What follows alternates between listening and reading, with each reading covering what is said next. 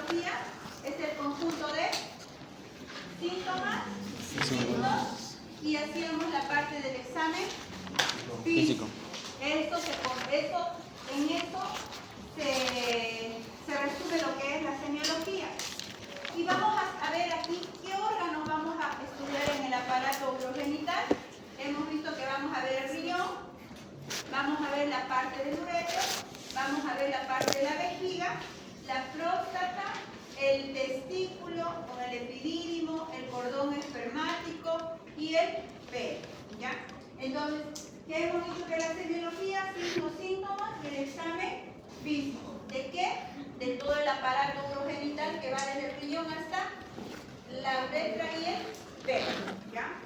Después vamos a hablar en general, eso es lo que se hace en la semiología. Y en la fisiología,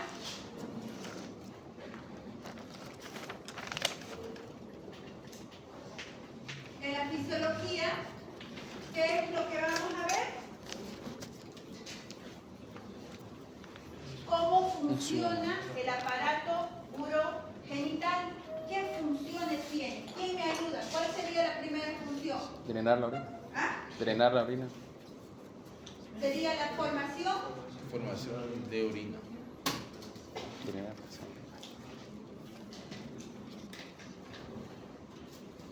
¿Y cómo hace la formación de orina? Mediante la filtración. Tiene tres procesos, ¿ya? Que era la filtración glomerular, la reabsorción tubular y la secreción tubular. ¿Repetimos cómo sería? Filtración. Glomerular. Reabsorción. ¿Qué más? Reabsorción Reabsorción tubular y expresión tubular. la secreción tubular. Entonces, ¿qué hace todo esto? Forma la orina. ¿Cuál sería la segunda función que cumple el aparato? Ya se formó la orina. ¿Qué tiene que hacer? Reabsorber. Eliminar. Transportar. ¿Cómo lo hace el transporte? Tiene que pasar por toda la anatomía: riñón, ureter, vejiga y uretra y sangre, ¿ya? ¿Y cuál sería la tercera función? Reproducción.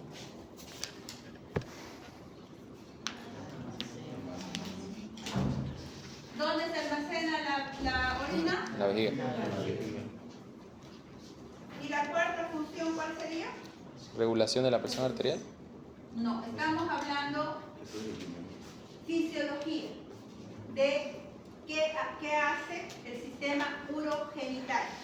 Está formando la orina, no estamos hablando del riñón, estamos hablando de, en general, la función que tiene nuestro aparato urogenital. Forma orina, transporta la orina, ahí se va la anatomía, almacena y... Entonces, todo esto que yo estoy repitiendo es pregunta de examen. Nos vamos a ir a repetir. Filtración glomerular, reabsorción y secreción. ¿Cuál es el objetivo de esto? Es de que nosotros depuremos y salgan los desechos, todo lo malo en la orina, ¿ya? Transporta, pasa por todo el sistema, por toda la anatomía, pasa la orina. Almacenamiento vesical. En esta parte vamos a hacer énfasis en que la vejiga cumple dos funciones, ¿ya? La vejiga va a cumplir dos funciones. La vejiga lo que hace es llenar y vacía, ¿ya? La vejiga tiene una capacidad vesical que es de 350 a 500 sirve, 300 a 500 sirve, 400 a 600 sirve. Yo me quedo con 350 a 500. Hablamos de el primer deseo miccional fisiológico a los 150 ml, ¿ya? Entonces, para que la vejiga funcione, ustedes en sus dibujitos han visto que hay un músculo que se llama buen llenado vesical, el detrusor, ¿qué tiene que hacer? ¿Contraerse o relajarse? Para llenar. Relajarse. El esfínter uretral, ¿qué tiene que hacer? Contraerse. Contraerse.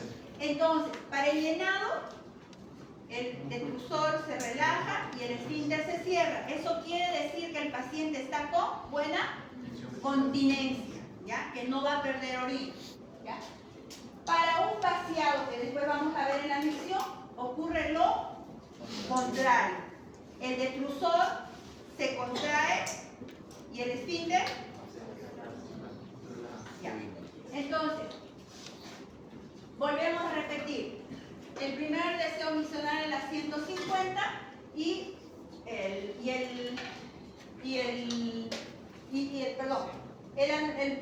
llenado vesical, primer deseo miccional los 150, la capacidad vesical, que es importante, que yo lo voy a ir a preguntar en los exámenes, con el examen, ¿ya? Vamos a ir avanzando después. Toda la parte, todo lo que va a hacer que se llene es lo que va a manifestar que haya un impedimento de llenado, son los síntomas Irritativos. y aquí serían los síntomas obstructivos. Entonces, todo lo que va a comprometer, va a hacer de que no pueda haber un llenado vesical adecuado, son los síntomas irritativos. ¿Y cuáles son los síntomas irritativos? Disuria, ¿qué más? Nicturia, fugo, es irritativo o obstructivo. Ya. Tenesmo, colaquiuria y todo lo que dificulte la obstrucción son síntomas obstructivos, como chorro intermitente,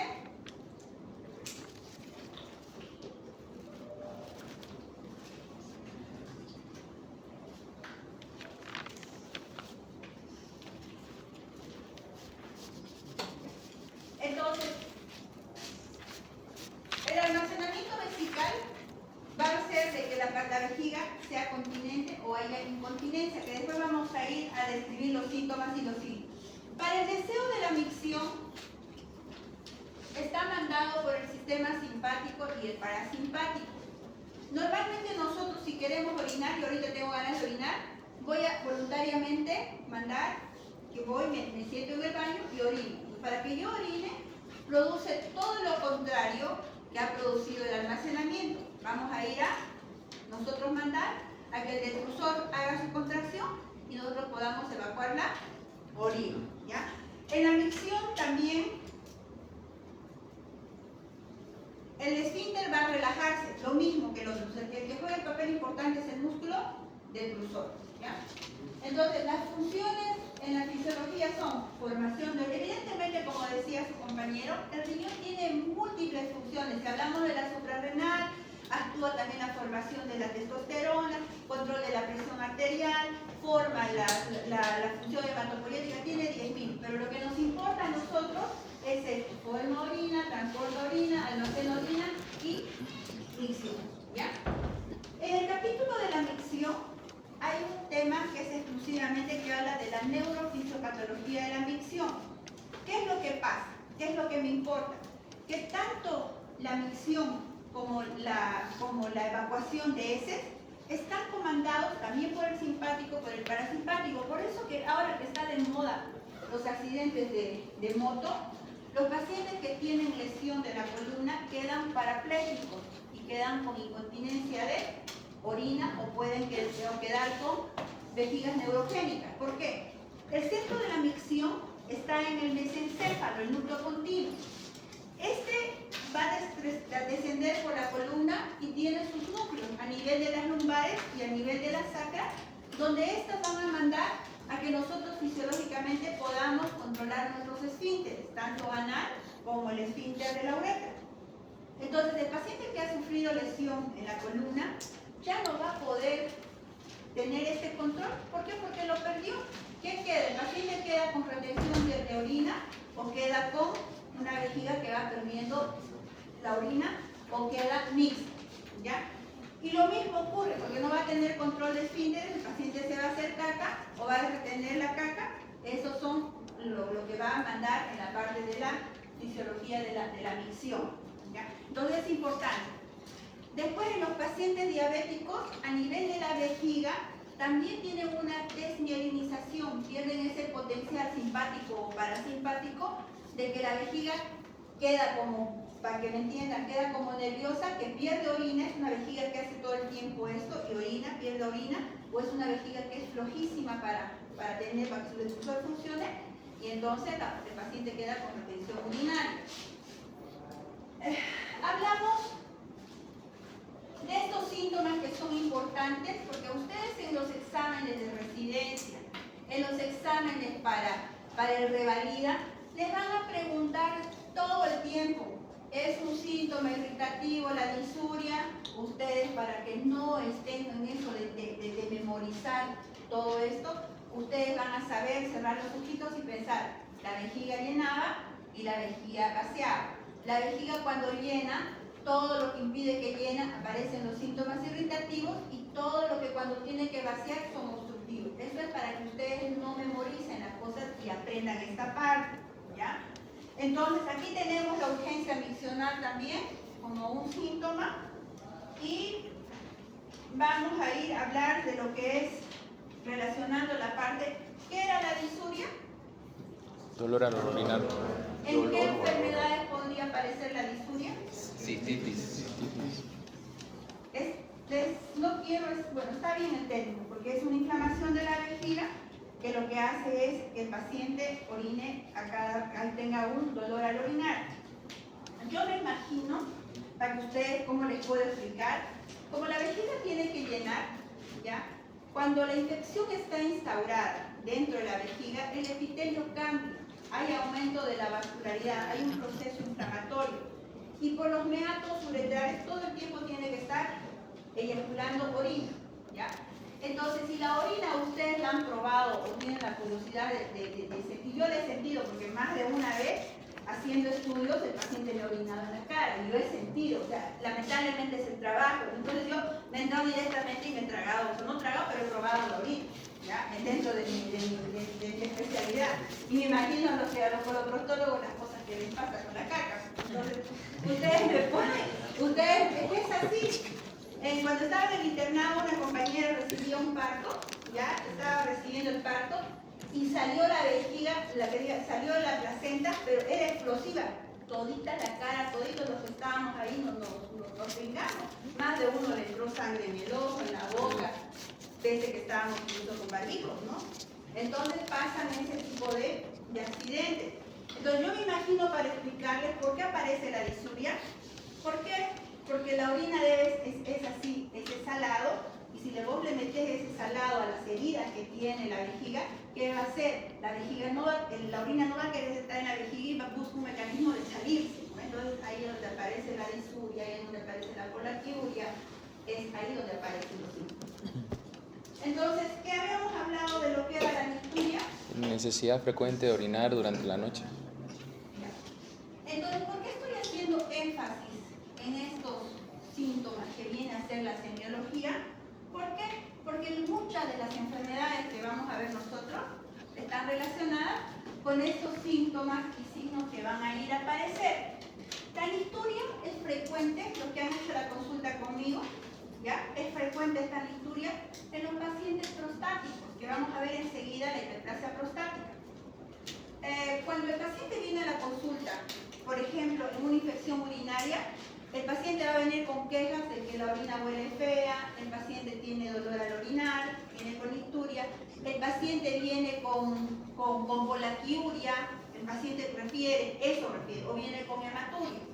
Y en el caso de la hiperplasia prostática, los que han hecho la consulta conmigo y hemos visto pacientes con hiperplasia, lo que yo les pregunto es, ¿se levanta en la noche a orinar? ¿Cuántas veces?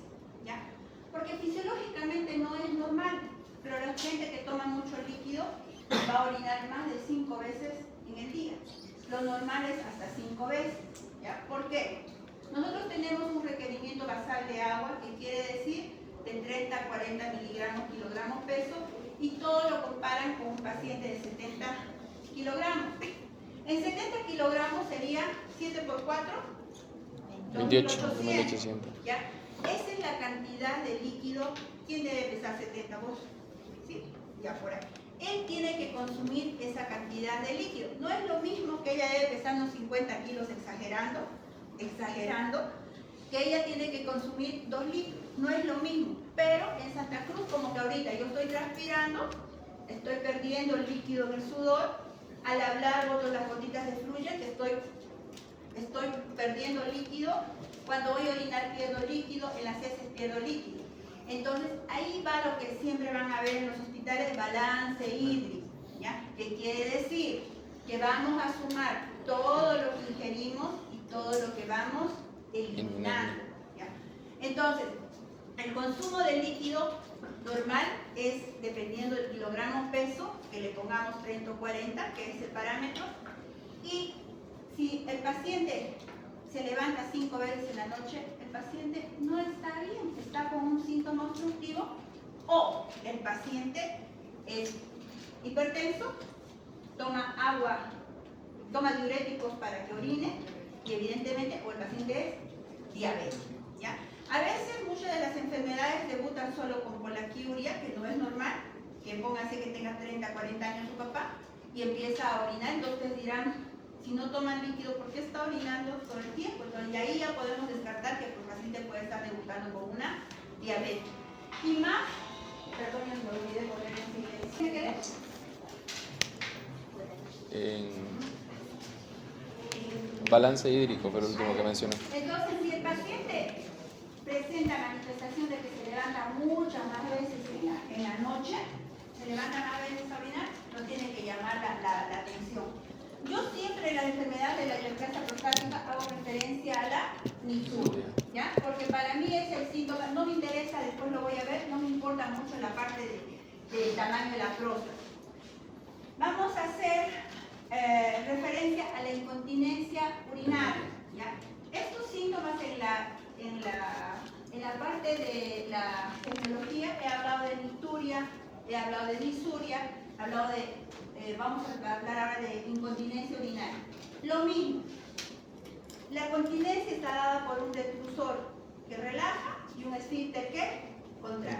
Los tipos de incontinencia van a ser incontinencia urinaria de esfuerzo, que quiere decir que el paciente bajo una maniobra de Valsalva, al pujar, el paciente va a perder orina.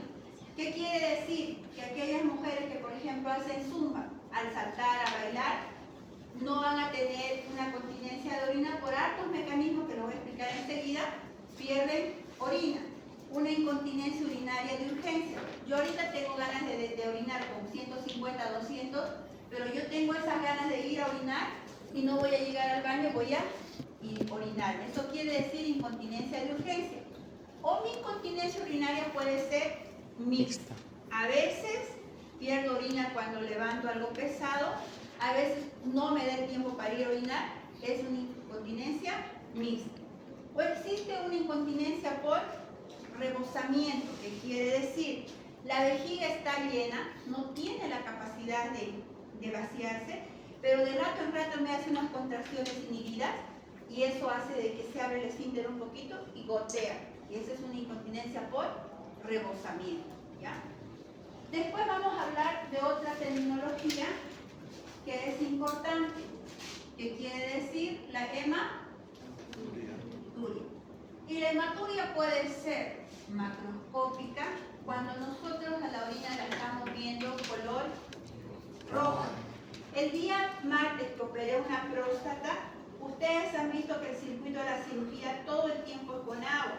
El paciente queda, aprendieron a colocar una sonda, ¿cómo se coloca la sonda? El paciente queda con una orina como un lavado de carne, tal cual, eso se llama hematuria. Entonces, la hematuria puede ser macroscópica cuando nosotros estamos viendo ese lavado de carne, el agua así, la orina, o puede ser muy roja, color mismo que si tú te hicieras una herida y sangre, puede ser ese tipo de hematuria. puede ser microscópica, que solo en laboratorio se lo va a ver la hematuria, ¿ya? ¿Y qué causaría la hematuria? Cuando ustedes ven un examen de orina, hematuria, ¿qué se les ocurre? ¿Qué piensan? Ya. Puede ser infección. Empezamos puede ser un traumatismo de uretra, puede ser una litiasis ureteral, puede ser una infección urinaria, puede ser lo más feo que pase un tumor de la vía urinaria, que el tumor puede ir desde la vejiga, el uréter o el riñón. ¿Ya? Entonces, ¿qué quiero que sepan? Que cuando ustedes vean un examen del vecino, de alguien o el de ustedes y vean hematuria, lo primero que van a pensar es en infección urinaria.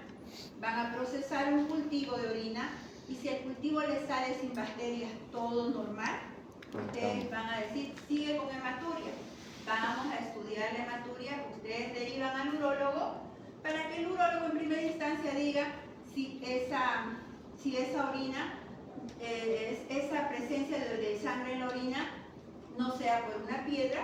Van a diagnosticar con una ecografía en primera instancia. Si la ecografía sale normal, hay que hacer una endoscopía para ver que no haya la sangre dentro, que no hay una trigonitis, que no haya lo que dicen un tipo de cistitis, para mandar al urólogo.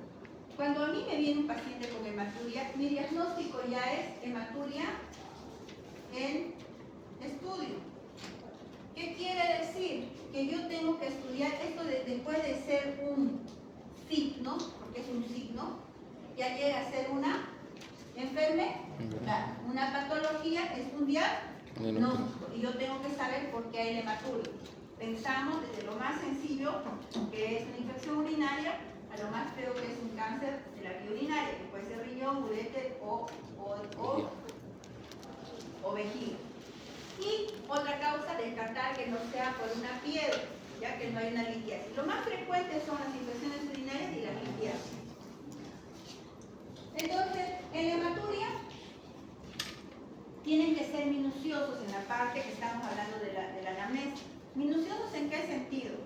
Si es una mujer que esté en edad fértil, dentro de la consulta tendrán que preguntar su periodo menstrual, porque a veces la mujer está con la regla y hace el examen de orina y evidentemente va a salir con hematuria. ¿Ya? Si no se ha golpeado, no hace algún tipo de esfuerzo, todo eso tiene que ir a indagar. Consumo de medicamentos, porque normalmente una infección urinaria debuta con una disuria o las orinas malolientes. Entonces, ¿qué es lo que hacemos cuando uno va y tiene una disuria? Lo primero que hace la población es ir a la farmacia y en la farmacia le dicen, estoy orinando cada rato o me duele al orinar, y le dan, tómese uridón, uriquín, algo así con F, ya que tiene una F. Esa F se llama fenazopiridina, ¿ya? ¿Qué es la fenazopiridina? Es un medicamento analgésico, antiinflamatorio de la vía urinaria, y lo que va a hacer el analgésico, el antiinflamatorio, va a ser pintar la orina color anaranjado. Entonces, cuando el paciente, a las 3 horas de que se tomó el F, el uridón, el uriquín, se tomó, a las 3 horas va a orinar y va a orinar realmente anaranjado, muy concentrado. Entonces, recién ahí se va a asustar y va a decir, estoy orinando con sangre, y va a ir recién al médico. ¿Ya? Y si ustedes como médicos no preguntan y dicen qué tomó, van a seguir investigando algo que ya no se investiga, porque si el paciente presentó dolor al orinar, el paciente presentó disuria, que es el dolor real, que presentó polaquiuria, y ya se tomó el medicamento y el síntoma mejoró, entonces, ¿qué quiere decir? Que está con infección urinaria, y error de ustedes sería pedir un examen de orina, porque como ya tomó el antibiótico con el analgésico, les va a salir normal. Ya les va a salir normal. Entonces, ¿qué tienen que hacer como médicos ustedes? Que culminen sus 7 días de tratamiento, termine el tratamiento, descansa unos 2 días y ustedes repiten el examen de orina. Al repetir el examen de orina te tienen que salir los parámetros que después lo vamos a explicar de orinas normales. No tiene que haber leucocitos, no tiene que haber hematuria, no tiene que haber azúcar, no tiene que haber bacterias, sí, porque las bacterias es relativo, te ponen regular, abundante, y siempre hay bacterias en la orina, ¿ya? de lo que este síntoma que hemos visto, hemos hablado de la incontinencia, los tipos de incontinencia. Vamos a ir a ver la semiología del dolor. ¿Ya?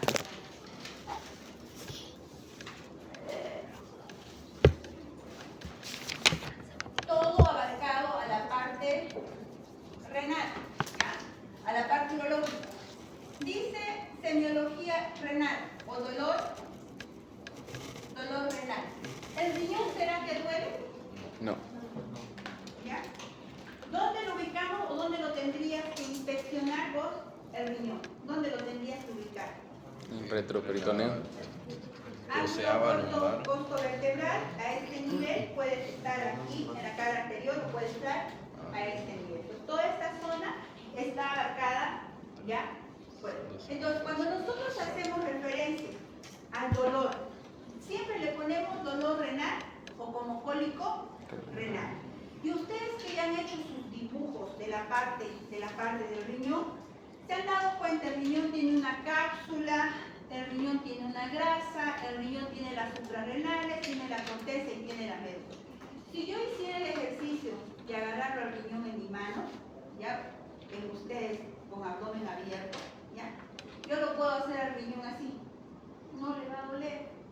¿Cuándo es que aparece el dolor? Cuando un proceso obstructivo en el uréter se tranca con una piedra, hay una estrechez, se tapó por alguna, o hay un tumor, la hidronefrosis, que hemos visto que es la acumulación de líquido en el riñón, en este caso que la orina está llena ahí es donde aparece el dolor, pero el dolor es por aumento de la presión intrarrenal. El paciente no puede orinar y ahí es donde sí el paciente presenta lo que le llamamos cólico renal. ¿Y cuál es la característica de este dolor?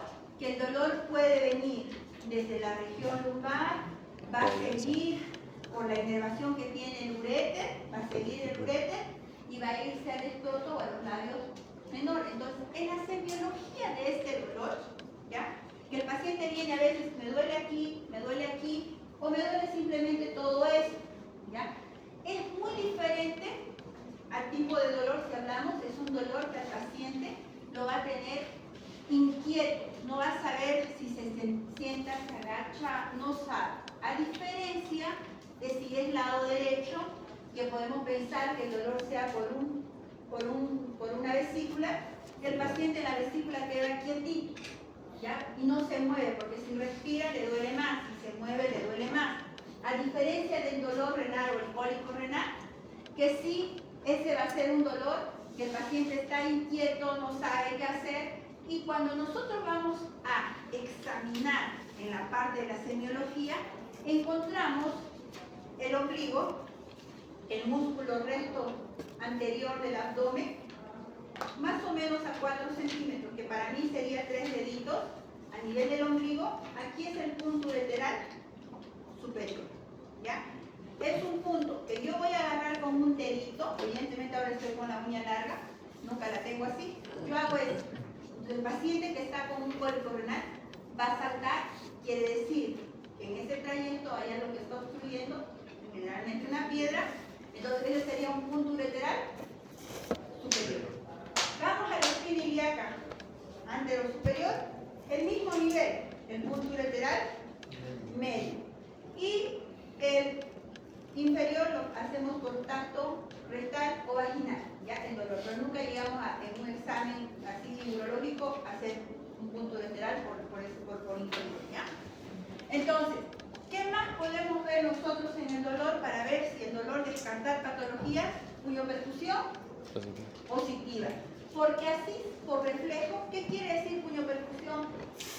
Puniopercusión positiva, una pielonefritis. Y acompañado a esto, sí o sí, tiene que haber fiebre y escalofrío. En un paciente con un cólico renal puede haber la puniopercusión, porque el paciente con la orina retenida ha hecho una pielonefritis.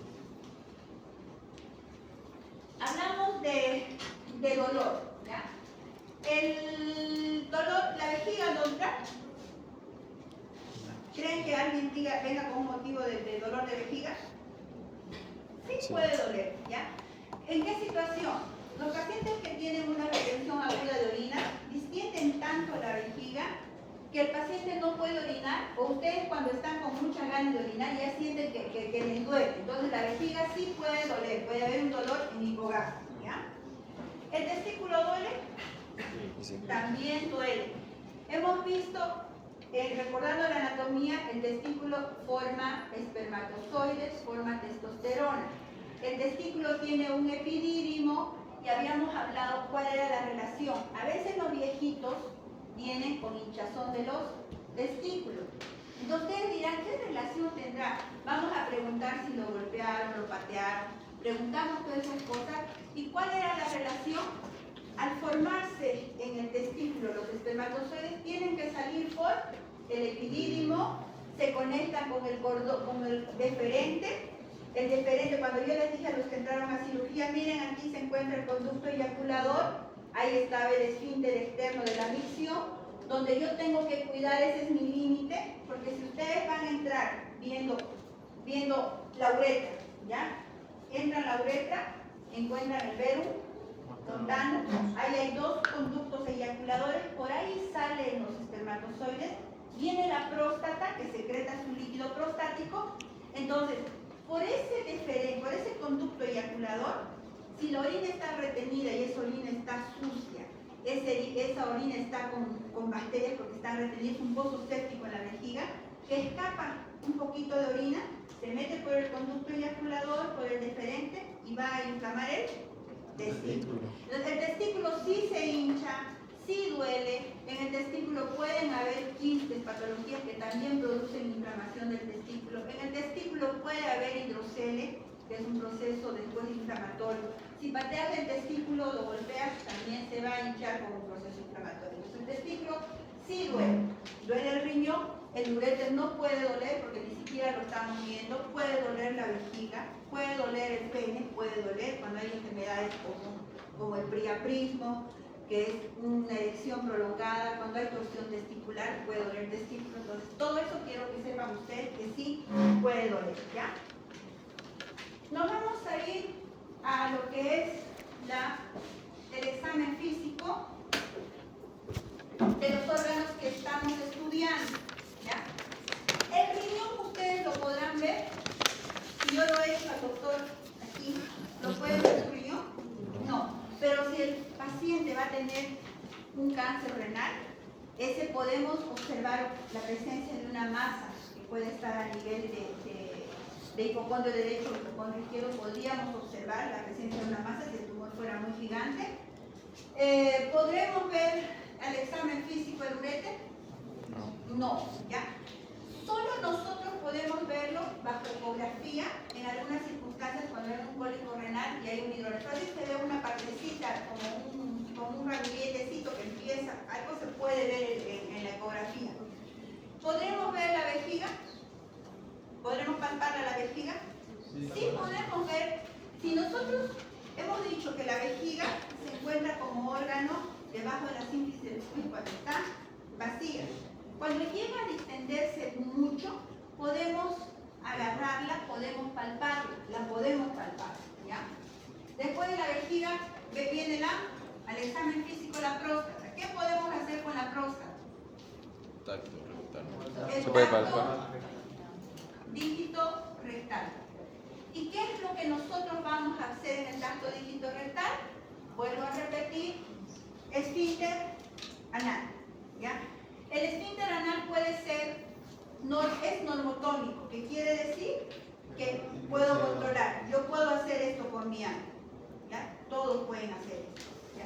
Pero si el esfínter está así, ¿qué quiere decir? Que me ha perdido su inervación y aquí hay un problema, no es normal. Y hasta, aunque les parezca a algunos, hasta siendo mal pensado, tenemos que hasta preguntar a veces si nosotros vemos un esfínter así, ¿ya? Los hábitos sexuales, porque los pacientes o que son homosexuales varones tienen relaciones sexuales y evidentemente un esfínter no es el mismo con alguien que no lo utiliza casi nunca, solo para la defecación. Entonces, hasta eso en la parte de la medicina es importante, ¿ya? Entonces, cuando nosotros hacemos el tacto dígito rectal, ¿qué vamos a ver? La tonicidad. Vamos a ver la ampolla. ¿Ya? Al hablar de la ampolla rectal, aquí hay otra enfermedad que produce, que son los fecalomas. Al tener un fecaloma, ¿qué quiere decir? Que son los pacientes chagásicos que tienen un megacolon y que a veces el fecaloma se ha impactado las heces fecales dentro de la ampolla rectal. ¿Ya?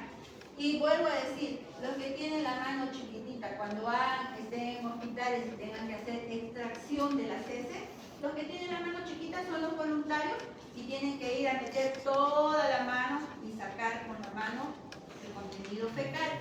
Después de que se haya puesto enemas, todo lo que hagan y no funciona, entonces ahí se hace. ¿Qué más podemos ver en el tracto dígito rectal? La consistencia de la próstata. ¿Cuál era la consistencia de la próstata? Fibroadenomatosa. Es como el lóbulo de la nariz, tal cual, o la eminencia tenaz. ¿Ya? Podemos observar en la próstata la temperatura. Si hemos metido el dedo, ¿ya? Yo voy a describir esfínter normotónico. Voy a entrar un poquito más, ampolla rectal con contenido fecal o vacía.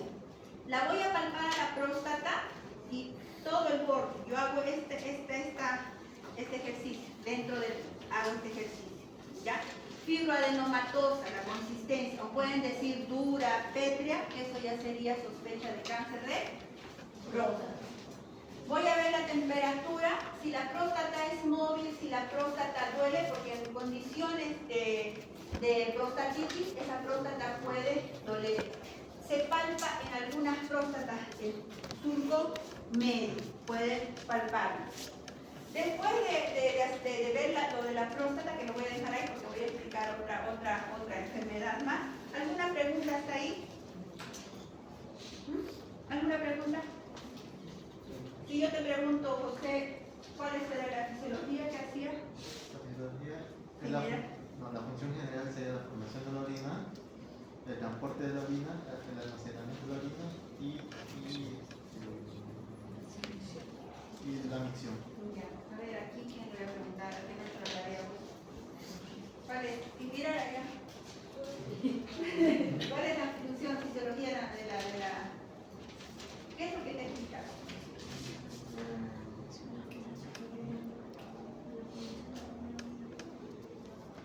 La fisiología sería la formación. Transportar, almacena y micción. ¿Ya? ¿Allá claro queda el concepto? Si yo te repito, ¿cuál es tu nombre? Gustavo. Gustavo, si yo te pregunto que quiero que me expliques en lo que he dicho, ¿qué quiere decir la semiología en urología? ¿Qué haces en la semiología en urología? En la semiología se observan los signos y síntomas principales. ¿Y qué tienes que inspeccionar? ¿Qué tienes que hacer? ¿Qué es lo que me resume lo que yo he dicho? En la semiología tenemos que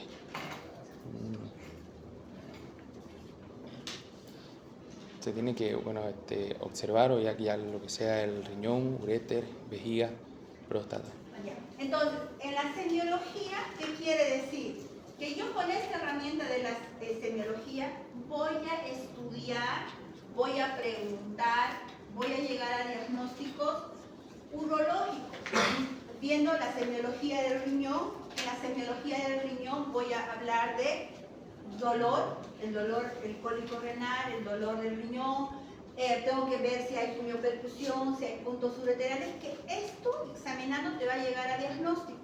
Por ejemplo, cólico renal, litiasis ureteral, pielonefritis, eso quiere decir. ¿Ya? Después de haber visto todo esto, hago énfasis.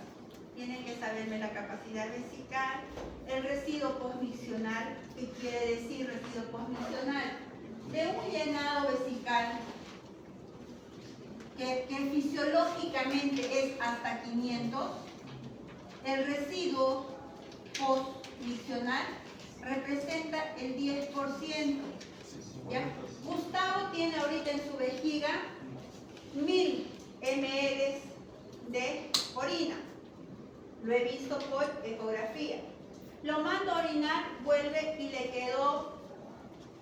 quedó 300 ml. ¿Cuál es su residuo condicional? ¿Cuánto por ciento tiene el de orina?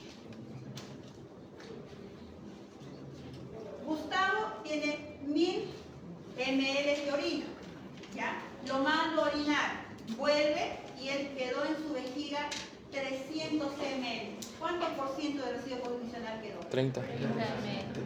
Entonces, ese es el ejercicio que me deben de saber. ¿Por qué? Porque un estudio que como médicos van a ver todo el tiempo es la ecografía. Y lo que hace la ecografía, ¿qué es lo que hacen? ¿Qué es lo que dicen? Te pone, ellos se les quedó en su memoria con 500, el 10% sería 50. 50. Entonces, a ellos se les olvidó y ellos creen que 50 ml es normal, digamos, ¿no ves?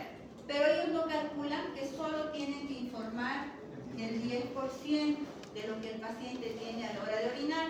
¿Y por qué es importante esto? Porque, por ejemplo, cuando van a ver pacientes en urología, viejitos que van, les mando a hacer la ecografía y la secretaria, porque es la secretaria la que hace y la que los programa, los manda a orinar los manda a tomar agua hasta que el viejito quede así, ¿ya? Esa vejiga que de por sí ha estado sufrida todo el tiempo, que el paciente no podía orinar, va distendiendo. El paciente cuando le hacen la ecografía tiene 2 litros de orina. Mandarlo a orinar a ese viejito, si en condiciones fisiológicas no puede vaciar la vejiga, imagínense con 2000. El estudio es no válido porque te va a sobrar 1000 o es difícil, la vejiga va a perder, o sea, no tiene esa fuerza para botar la orina. Entonces, ¿qué es importante cuando alguien tenga que hacerse el examen de orina?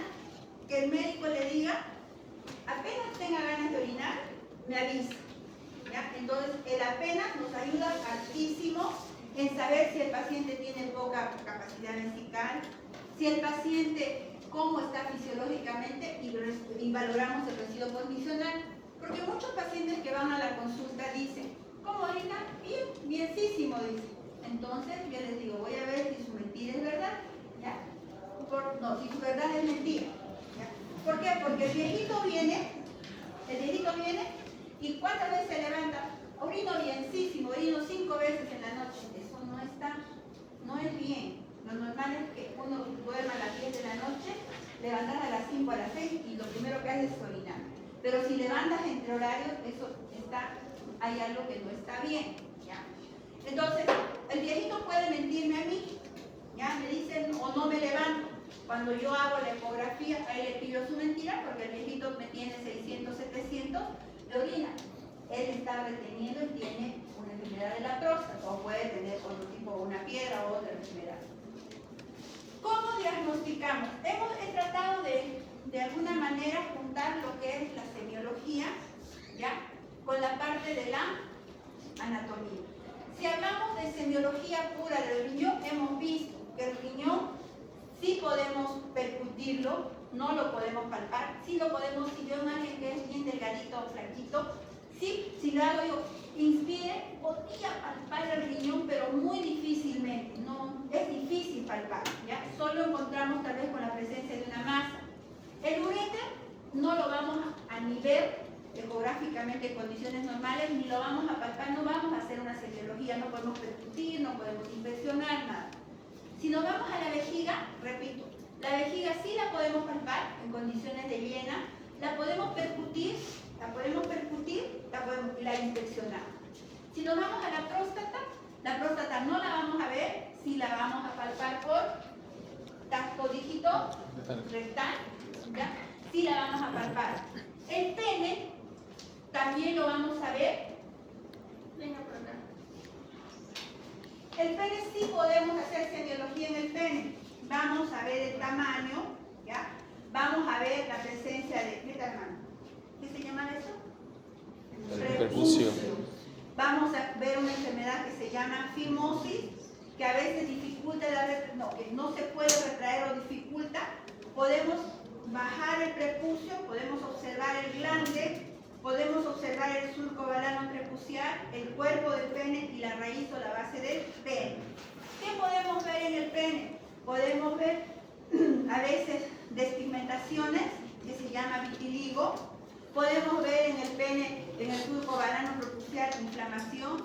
Existen las glándulas de Tyson, que son como unos puntitos que están justo en la coronita ahí en el surco, que no es patológico, que es normal, ¿ya? Podemos ser un poquito más, yo hago esto, hago una urtemia, porque a veces por la uretra me sale un líquido que es amarillento, que no es normal, puede ser gonorrea, puede ser clamidia.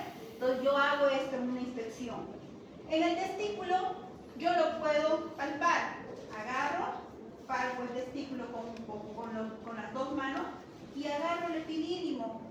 Y si yo soy más minucioso, este es el cordón, en el cordón yo hago esto y puedo agarrarlo al deferente. El deferente es donde nosotros hacemos la vasectomía. Puedo palpar en el paciente que tiene varices, las agarro así y las palpo la dilatación del plexo pampiniforme, que son las varicoceles. Puedo palpar en el epidídimo presencias de como abejitas, que son quistes, que a veces son dolorosos. Entonces, sí puedo hacer una semiología en el pene. ¿Lo puedo palpar? No lo voy a permitir. Solo lo puedo inspeccionar y palpar. Lo mismo en gracias doctora, lo mismo en el testículo, lo mismo, en el pene lo mismo, ¿ya? Y la uretra también la puedo ir a agarrar, porque a veces el paciente no puede orinar y yo al palpar la uretra puedo palpar que está trancada una piedra, ¿ya? Después, ¿qué elementos, qué me sirve? ¿Qué hora es? 11. ¿Qué exámenes complementarios tenemos? Vamos a hablar de la parte que me es útil a mí como urólogo, ¿ya? Ecografía. ¿Para qué me sirve la ecografía? Para ver la anatomía del riñón. En la ecografía vamos a percibir o vamos a ver una parte del riñón. Hemos visto que el riñón es en forma de una frijoles. Vemos la corteza y vemos la médula. Ecográficamente puedo medirlo al riñón, ¿ya? Puedo ver si el riñón está chico, decimos que es una hipotrofia renal, encima de que el riñón cuando mide menos de 8 centímetros, lo puedo medir así, lo puedo medir así y puedo medir la relación córtico-medular. En muchas ecografías nos van a decir microlitiasis, anemia renal, que ese no es un diagnóstico para mí válido, no es, ¿ya? Porque el riñón, si tuviera estas micropiedritas, no va a producir ningún síntoma porque no me está obstruyendo, no causa nada, ¿ya? Si la piedra es un poquito más grande, sí podrá presentar hematuria, pero ahí ya nosotros vemos, después la ecografía sirve para ver riñón. Vemos en esta condición cuando hay dilatación, cuando hay hidronefrosis, podemos ver el uréter. Y la vejiga es un órgano que también podemos valorar ecográficamente, porque es ecográficamente que vemos la premicción y la residuo postmiccional. Podemos verla inmediatamente a la próstata para ver el tamaño de la próstata. La próstata pesa normalmente 20 gramos. Podremos ver a la próstata. Y ecográficamente también podemos hacer ecografía de partes blandas del testículo y pene. Podemos ver, ¿ya? Cuando un paciente viene con hidronefrosis, que quiere decir que el riñón está dilatado, yo tengo que saber por qué está dilatado. Y el siguiente estudio sería la tomografía. Existe con contraste y sin contraste. Yo generalmente casi nunca pido contraste, a no ser que sea en la parte privada del paciente y le pregunto si reúne las condiciones. Porque para hacer con contraste, el contraste vale como 1000, ¿cuánto vale el contraste? 1200 por ahí. Y a veces te hacen por kilogramo peso, o sea, es 50 más o menos para 70 por 1 ml por kilogramo peso de contraste, y tienen que comprar el paciente 2 contrastes. Entonces, muchas veces yo no pido con contraste y tampoco cuando la función renal está encima de 2, ¿ya? Entonces, con la tomografía, yo sí no voy a ver al riñón o voy a ver todo el sistema abdomen inferior, lo voy a ver así, porque ¿qué es lo que hace la tomografía? Hace cortes cada 5 milímetros y ahí no se me escapa ni un tumor, no se me escapa ni una piedra, no se me escapa nada, porque me va a cortar al paciente en pedacitos así de longitudinal, y en corte sagital va a ser lo mismo. Entonces yo puedo, al hacer la tomografía, decir a qué nivel está la piedra. Habíamos visto que hay 3 entrecruzamientos: la unión urétero-pirureteral, entrecruzamiento de los vasos, y la unión urétero-vesical. Claro. Entonces, aquí, ¿para qué me sirve la tomografía? Para yo poder tomar la conducta. ¿De qué tamaño es la piedra? ¿Qué densidad tiene?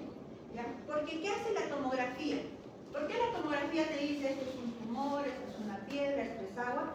Ellos miden por unidades Holzfield, se llama, ¿ya? Que mide la densidad y la comparan con la del agua, que es 1. ¿Ya? Entonces yo para operar tengo que saber cuán dura es esa piedra, ¿ya? Si es un absceso.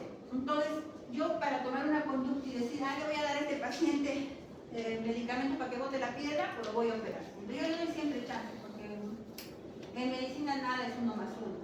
Yo saco piedras a veces desde acá, cuando vas a los congresos, los americanos, los europeos dicen estos bolivianos hacen burreras porque si la piedra está acá, no le des nada, hay que operarlo. Nosotros aquí por la necesidad que tenemos, hacemos maravillas, hacemos de todo, ¿ya? La tomografía, después, ¿qué más tenemos de la tomografía? Tenemos resonancia magnética, que ya son para más estudios, para por ejemplo, para el cáncer de próstata. Ahora pedimos, para no hacer biopsia, pedimos resonancia magnética.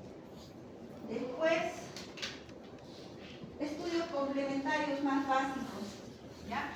¿Qué hacemos en todos los pacientes que vienen? Un hemograma, examen de orina, la creatinina, la urea, el PSA. No estoy yendo a otro lugar. Hacemos examen de orina, todos los exámenes que nos sirven. Pero el PSA también sirve, pero es en la parte de lo que tenía que hablar, no me he alcanzado con el otro grupo, no sé por qué, me alcanzó tiempo. ¿Hasta aquí alguna pregunta? Existe en la urología, ¿cuánto tiempo tengo para que termine la clase? 13 minutos. Vamos a empezar y van a leerme para la próxima. Avanzo con hiperplasia prostática. ¿Ya? La próstata había enfermado de 3 cosas: hiperplasia prostática benigna, prostatitis y cáncer de próstata. Cuando hacemos referencia a la próstata, hemos visto que pesa 20 gramos, ¿ya? Que la función que tiene la próstata es de formar el semen. Esta se junta con los espermatozoides y el líquido prostático contiene PSA, tiene fructosa, tiene un montón de elementos que van a contribuir para que el semen tenga la capacidad de poder producir un buen embarazo, ¿ya? Cuando hablamos de hiperplasia prostática benigna, como su nombre dice, es aumento del tamaño de la célula. Y si nosotros vamos a recordar la anatomía, la parte de la uretra prostática estaba cerca, o la uretra prostática le pasa a la próstata, ¿ya? Le pasa por el medio. Ustedes imagínense una mandarina, ¿ya? La mandarina es la próstata, que a veces los lóbulos crecen hacia el medio, ¿ya? A veces la próstata tiene un lóbulo anterior que se va a ir a la vejiga o un lóbulo posterior. Los que han entrado al quirófano conmigo han visto cómo la tapa la uretra y forma 2 cachetitos. Y lo que yo tengo que hacer es producir un hueco, ir raspando y sacando hasta llegar a la cáscara, porque no saco toda la próstata. Entonces, cuando esta próstata, ¿qué es lo que pasa? La orina tiene que salir, la próstata la tapa con los cachetitos. A veces un lóbulo crece más grande que el otro y hay más predominio de un lóbulo derecho o un lóbulo izquierdo. Eso es lo que pasa en la fisiopatología. ¿Qué le desencadena esta enfermedad? Cuando van a leer ustedes la parte de Smith, dice, habla de edad. ¿Ya? Cuanto más va avanzando la edad, la próstata va creciendo más y va apareciendo la enfermedad. Habla de la dieta. Dice que las personas que consumen soya, tomate, son poca gente que son los orientales, los chinos, que poco sufren de esta enfermedad. Habla de un desequilibrio hormonal, ¿ya? Para que dice que produce la enfermedad. Entonces, dice que al hablar de desequilibrio hormonal, habla de la hormona de la tirotestosterona, ¿ya? Habla de que cuando el paciente empieza a envejecer más, disminuye la cantidad de testosterona y aumentan los estrógenos, que esto produciría la enfermedad. Todo lo que les he mencionado, incluida la apoptosis, ¿qué quiere decir apoptosis? La muerte celular programada. Incluida esto queda como una teoría, ¿ya? Que sí podría en algún momento ser la causa de la enfermedad, sí, ¿ya? Cualquiera de estos factores. Pero lo que sucede en esta enfermedad es lo que les he dicho. Imagínense la anatomía, crece la próstata, ahí viene la fisiología, la fisiopatología, que la próstata obstruye la uretra y empieza a aparecer esto en esta enfermedad. Síntomas irritativos y síntomas obstructivos. Entonces, ¿cuáles serían los síntomas obstructivos de la hiperplasia prostática? Disuria, polaquiuria, tenesmo, chorro intermitente, sensación de vaciado incompleto, prensa abdominal, pujo, disuria, polaquiuria, nicturia. Todo este conjunto de signos y síntomas se conoce como LUTS, que es del inglés, quiere decir síntomas del tracto urinario inferior, ¿ya? Que yo les voy a regalar a ustedes para que saquen fotos después de un ratito, ¿ya? Lo voy cortando, lo saca. Este cuestionario, que ya se los he compartido en la práctica a sus compañeros, es bien complicado ir a preguntar, ¿ya? Yo les voy a dar esto para que les saquen foto. Entonces, hemos llegado a ver lo que son en la enfermedad, hemos hablado de la etiología, ¿sí? Hemos hablado de la fisiopatología, hemos hablado de los síntomas y los signos que son irritativos y obstructivos. Después de los signos viene el diagnóstico. ¿Cómo yo hago el diagnóstico en la hiperplasia prostática? El paciente ya llega al consultorio ¿con qué palabra? Me estoy levantando mucho a orinar, mi orina está hedionda, así lo dice, o huele mal mi orina, me cuesta orinar, ¿ya? Y todo eso es en un cuestionario universal, ¿ya? Que nosotros se llama IPSS, ¿ya? Que este cuestionario universal es bien difícil aplicarlo en nuestro medio por la cultura que la gente tiene. Por ejemplo, dice, marcar con una X la respuesta correcta. Dice, nunca menos de una vez cada 5, menos de la mitad de las veces. Ahí ya el lenguaje, al menos alguien que es brasilero, ¿quién es brasilero acá? Difícilmente me vas a entender, ¿ya? ¿Por qué? Porque aquí la pregunta te dice, escúcheme, en el último mes, ¿cuántas veces tuvo la sensación de vaciado incompleto de la vejiga? ¿Cómo le preguntarías eso? Ya te lo he explicado yo. En el último mes, ¿cuántas veces tuvo la sensación de vaciado incompleto de la vejiga? ¿Cómo simplificas a un campesino decirle eso?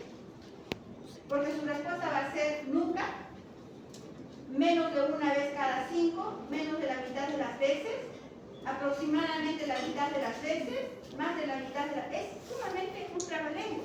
Entonces, ¿qué yo le digo aquí? Señor, usted siente que no vacía la vejiga completamente. En esta semana, ¿cuántas veces ha sentido eso? Es diferente, ¿verdad? Entonces, en el lenguaje, esto sirve, pero no es para nuestra cultura. Entonces, vamos al diagnóstico. Lo primero que hacemos en el diagnóstico, ¿qué es? Anamnesis. Y en esta enfermedad es importante, en la hiperplasia prostática, preguntar. El papá tuvo cáncer, el abuelo tuvo cáncer, porque casi con seguridad si el papá y el abuelo tuvo cáncer, ese paciente va a tener un cáncer, casi con seguridad, porque esta es una enfermedad con predisposición genética.